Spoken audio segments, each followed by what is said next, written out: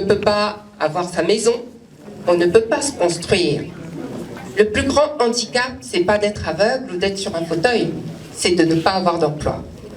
C'est pourquoi, vous savez que moi j'ai fait des études de droit, j'ai travaillé pendant un certain temps dans des cabinets juridiques, et puis à force de faire de la musique, je me suis dit aussi, il faut que je me spécialise dans un autre secteur, et j'ai passé les concours pour entrer à Pôle emploi, l'Agence nationale pour l'emploi à Paris, où je travaille depuis 20 ans.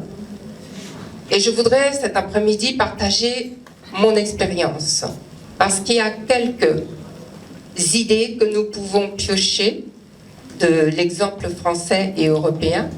D'ailleurs, tout le modèle européen de l'emploi a été forgé au Canada.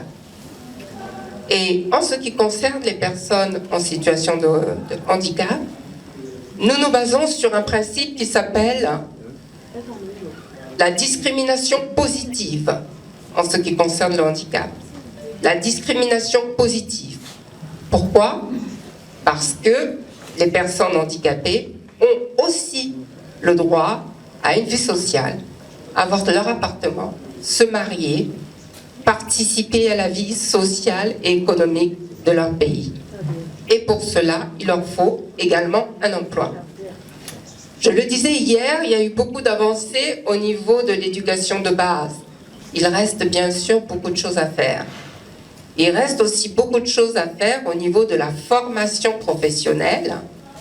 C'est pourquoi j'ai offert à un jeune albinos qui venait d'avoir le bac un ordinateur numérique Braille, je le précise, qui peut se connecter sur un PC ou sur un smartphone ou sur une imprimante afin qu'il puisse valablement continuer ses études.